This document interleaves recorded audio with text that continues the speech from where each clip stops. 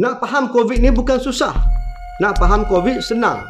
Dia ada 2 pintu keluar dan 3 pintu masuk.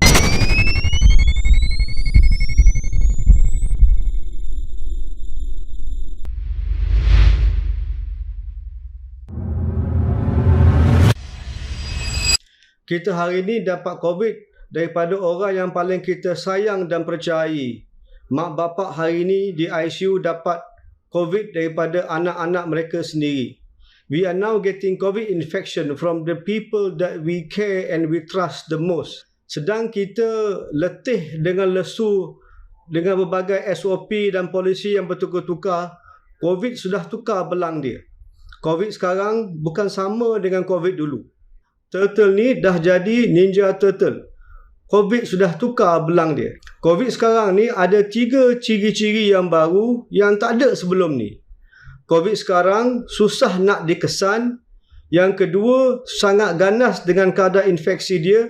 Dan yang ketiga, lagi mudah berebak daripada mutasi ataupun varian yang sebelum ini. COVID sekarang dah jadi macam Ninja Turtle pakai topeng. Susah nak kesan. Okey, susah nak kesan. Yang peliknya sekarang, kalau buat swab hidung atau mulut, mungkin tak boleh nampak kesan COVID. Maknanya COVID ni dah pandai lindung diri dia daripada dikesan masa buat test. Dia masuk terus kepada paru-paru. Dulu dan sebelum ni, kebanyakan COVID akan menyebabkan demam, sakit tekak dan batuk. Maknanya demam dan sakit tekak adalah tanda-tanda awal penyakit COVID. Supaya kita pergi buat blood test, kita boleh buat swab, boleh kuarantin diri kita. Varian yang baru sekarang ni, mutasi yang baru sekarang ni tak menyebabkan sakit tekak dan batuk, tetapi terus masuk paru-paru. Kesan kedua mutasi ni, dia lebih ganas. Mutasi sekarang dah jadi macam Ninja Turtle bawa 2 pedang samurai.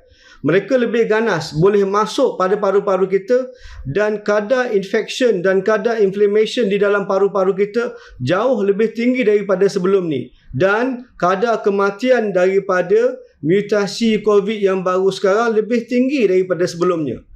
Akibat ketiga mutasi ini merebak cepat compare tu yang sebelum ni.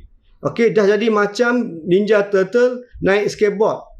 Di kebarangkalian jangkitan kuman COVID sekarang lebih tinggi daripada sebelum-sebelum ni.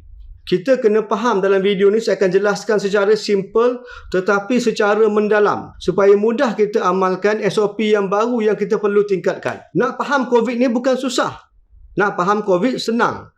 Dia ada 2 pintu keluar dan 3 pintu masuk. Senang je. 2 pintu keluar, 3 pintu masuk. COVID ni keluar daripada orang pergi orang lain ada 2 pintu keluar saja. Satu hidung dan satu mulut. Okey, jadi air hidung, air liur yang keluar daripada hidung ataupun mulut adalah source of infection, adalah sumber infection. Tak ada sumber lain. Okey, dan pintu masuk COVID kena ke orang pula ada 3. Ada mata, ada hidung, ada mulut. Okey.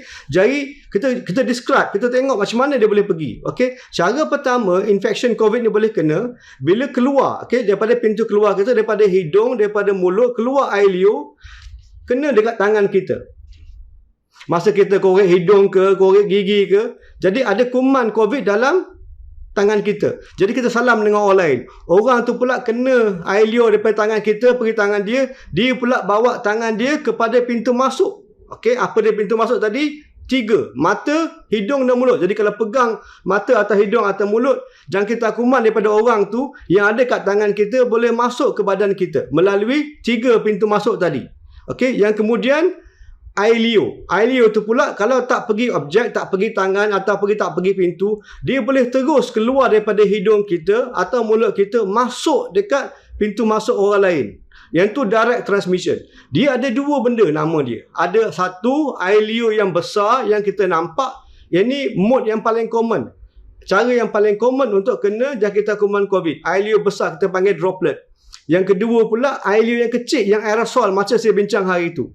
Air liur keluar daripada hidung kita, keluar daripada mulut kita, terutamanya bila kita buat benda-benda ni. Contohnya kita batuk, contohnya kita bersin, contohnya kita cakap kuat-kuat, ataupun kita menyanyi, ataupun kita menjerit. Okey, dan bila apa kita makan. Ada banyak COVID cluster yang berlaku dekat church for example. Bila orang menyanyi dekat choir. Okey, ada banyak cluster COVID di restoran. Sebab tu tak dibenarkan makan di restoran. Sebab di restoran kita buka mask, kita makan, kita bercakap. Jadi banyak keluar droplet dan kadang-kadang mungkin keluar aerosol yang boleh menaikkan jangkitan kuman COVID pada orang-orang lain.